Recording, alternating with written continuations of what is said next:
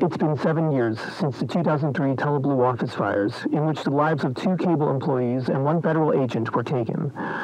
What was initially assumed to be a freak accident turned out to be the result of negligence, greed, and years of corruption.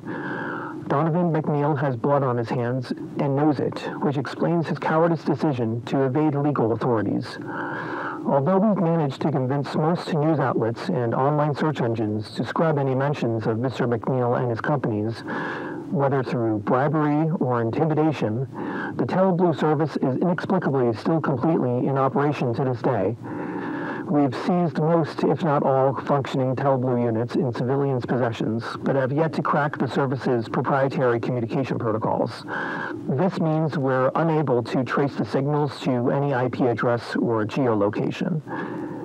We have full reason to suspect Mr. McNeil is illegally maintaining the service himself, hence the missing server database and equipment when raiding his primary company's headquarters.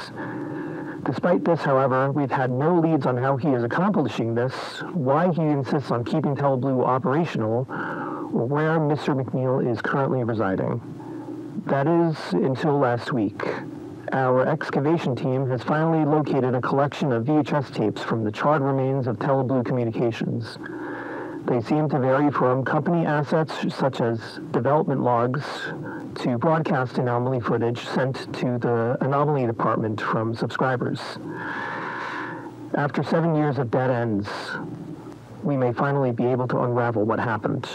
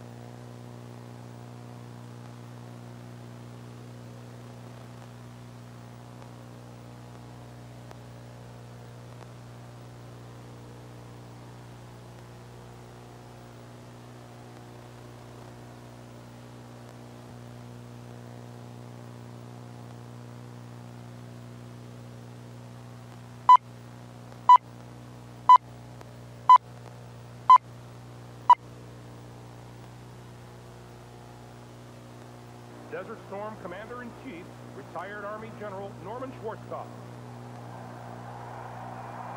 And now, to honor all those brave American men and women, please join in the singing of our national anthem, which will be followed by a flyover by the United States Air Force's Thunderbird. The anthem, produced by Ricky Minor, will be signed for the hearing impaired by Tampa's Tom Cooney.